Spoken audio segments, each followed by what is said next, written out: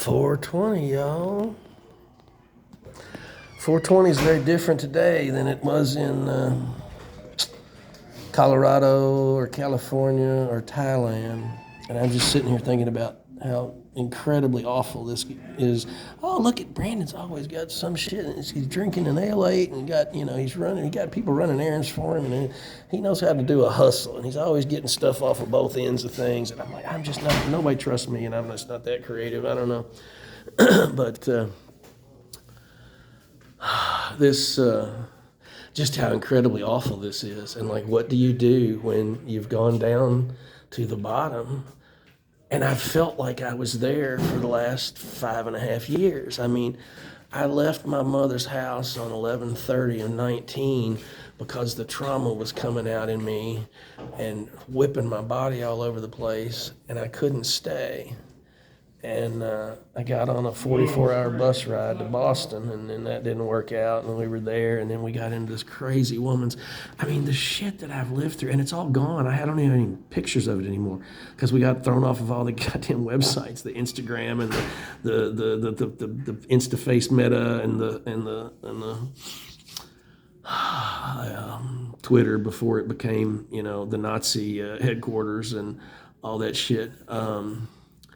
And so we don't have any images even of anything. And I've, collected images. I think my whole digital life since about 95 consists of like 3 failed hard drives. And I only know where one of them is. And it's in my bag in here. Or maybe it's in Mom's house. I don't know. I think I left it there. Who the fuck knows? So I don't have anything from the last 3 decades of being online. It's like I never existed.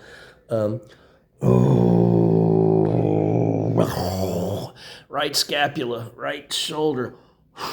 Side of the neck.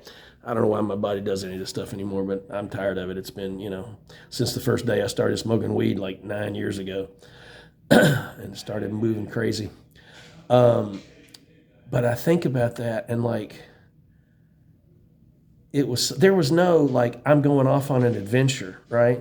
There was like, I got to fucking leave this place. And I had like $60 to my name or something. And I got on a bus and went to Boston, and then and God love her, Ingrid. I wish, a lot of people in my life would get back in touch. She did the exact right thing. And when people do the right thing, like you want to keep them in your life. You want to have them around because they're solid. I had loaned her $2,000 to get a divorce from her abusive Yemeni British husband who wouldn't fucking work. And she's working her ass off and paying for the, whatever. She found somebody at the embassy, and she said, and she knew I had some money, and she said, he loaned me $2,000. I was like, I PayPal'd it to her 5 minutes later. And so I'm spitting all over my camera here. Let's see. So we did that, and she paid me back every dime, and over a period of time, which is sometimes that was all the money I had coming in when I was in Colorado later. So anyway, but I think about that, and it didn't work out in her apartment. There wasn't a reason why. It was after 3 days, 72 hours. Like, I was told this wasn't going to work, and maybe 4 or 5 days later, they told me I had to leave, and it was a horrible situation. She had like moved a bed into her bedroom, and it was like twisted across one side. And, she's going to Berkeley, to the school there, and working at Starbucks and trying to figure out her student loans. And, blah, blah, blah. She was under a bunch of stress, and she had some new boyfriend from somewhere else. I think he was an Army guy or something. I don't know. She had a lot going on, and it just wasn't, and I think her roommates didn't want me there. Now we're talking too long about shit that doesn't matter, but I was there. We got out of there, and we got into this crazy ass woman when, I was sober in AA long enough, had enough goddamn therapy, and know what appropriate boundaries are, and the way to treat people, and what you share in public and what you don't, and who you tell to it, and what's appropriate and what's not. And when somebody tells you about their eating disorder and their suicide attempt within the first 3 minutes that you know somebody, you're like, oh fuck, and then she was concerned about that didn't work. I was on the edge of Quincy Bay. And my God, on Quincy, Massachusetts, and like that fucking Boston accent on women is like one of the most ugly thing I've ever had to deal with and hear. And it was upways both hills. Listen to me, uphill both ways to try to eat at fucking Dunkin' Donuts and shit, which is just bleh. And there's nothing there, and it's like just run down and ugly, and it's winter, and so I would go into the city, or I'd go to Netta, that place. They got they got 200 people standing outside, like 100 who called before and 100 who just showed up in 2 different lines, and everything is $50 a gram, $50 an eighth. Da, da, da. We'd buy flour, we'd buy whatever, and we'd have some and go back and forth on the train. And I'm just like the shitty tea. I mean, the tea's always been a joke in terms of its, and when especially if you're coming from New York, and you know what real transportation systems are like and infrastructure and shit. But they had like $8 billion for a new expansion of the Green Line, and so I'm like trying to apply for jobs. I'm trying to do the same shit that worked in New York. Everything that I knew how to do in the world stopped working, like in 2014, I think. And we had one interview with somebody, and she's bringing me home extra Starbucks stuff to eat. And I had no money. I had nothing, I'm on a laptop. I was still trying to do shit. Nothing worked. Then we got in this woman's apartment. That wasn't going to work. She kept the goddamn place at 55 degrees. She never used her heat. She liked it that way. She walked around in a knit cap and didn't want to use the heat. I don't know, the most miserable New Year's Eve of my life was like lying on my side in a fuck ton of pain, looking at the fireworks 8 miles away as the crow flies in Boston. And I was just like, but I wasn't in the kind of straits and distress and discomfort and pain and insanity that I am now. All of this shit has exploded out of me in the last 5 or 6 years, and I don't know what to do about it. I don't know how to get any help. And in the fucking bloody Kentucky, there's no goddamn doctors or, anything. You can't get it. The hoops you got to jump through, the time you got to wait, the shit you got to do just to get to see somebody. I haven't had any care here in the 8 weeks I've been here. So we decided we don't want to be here anymore. We called up, benefactor Janice. Now, fucknut brother, worthless piece of shit brother Warren said that I was the one that called Janice and told her not to cut you. I'm like, what kind of shit-ass nigga are you to do that to me? Why? Why are you involving yourself in my business? That doesn't make any sense to me. But that's what he did. Or at least we claimed he did. Same way with he's one that shit-ass and called the popo on me in Mom's house. Does this fucknut know anything about trauma? No, fuck no. He's never been out of the goddamn state. I mean, he's adult. He's always been his whole life. I've never had any use for him. But I called Janice and I said, I don't want to be here. I said, okay, can you see me so I can go back to Colorado? So we took a 55-hour bus and 2 trains and a bus back to Colorado Springs. And, it's mat time. They're putting the mats out. Get out of the way. We go up here in our little, go up here in this little offset. Where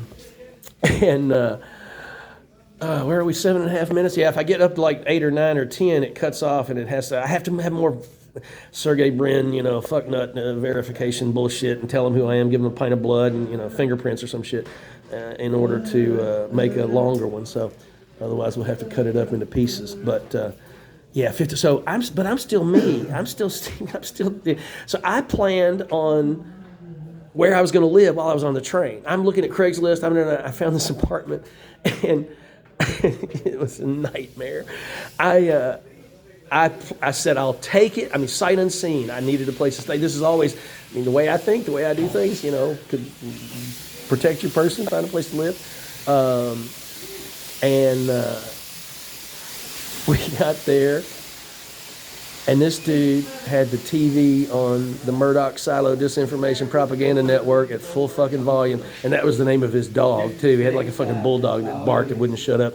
And first thing he told me about was having gotten stabbed in the chest and been on disability, and he got his $800 a month, and he had taken over the finances of another guy who was older and tall and kind of not all there mentally. And so he's running the house, and I walked in, and they pulled out a plastic jar with a bunch of weed in it and handed me a pipe, and I smoked it. God knows what was in it. I was like high as a motherfucker within like 2 minutes. And then I went up and looked at the room, and it was just a shit, like bare bulb, broken off, bifold hanging doors, and just awful, ugly. And I said, and they had already spent my money, right? They had already thought that I was going to, because I told them on the train I was going to do this, and I usually always do what I say I'm going to do. And so I'm standing there. I just looked around. I was like, I can't do this. And I said, fellas, I don't think this is going to work. Oh, they turned violent, angry, and ugly right then, wanted me to get the fuck out. And I'm really, really high. And I go outside, and I call Janice. And because I was in this whole, Buddhist mode of like everything's arising and passing away. And then what do I deserve anyway? And it's always going to be shit and da-da-da-da. And She's like, Steven, you get out of there and go to a hotel. I was like, okay.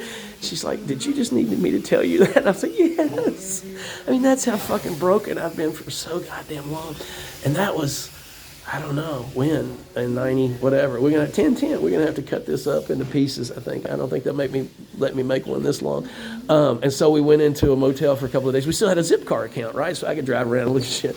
And we wound up in this guy Mark's place up on the east side of Colorado Springs. And Colorado Springs is like 186 square miles and nothing but fucking 6-lane highways and strip malls and a bunch of homeless people sitting downtown and crazy ass vets running around everywhere. So, we didn't like that. But I've watched everything that I had fall away and lose everything and think it can't get any worse. And I keep trying and trying and trying.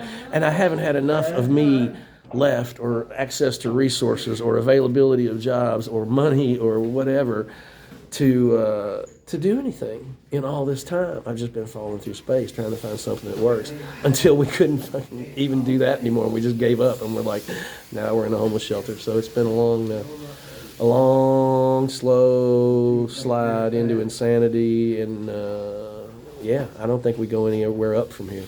Okay, ciao, ci vediamo dopo. They putting the mats out and they're going to kick us out. We go to dinner, we come back, we sleep on the floor, and tomorrow we get up and do it again. Bye.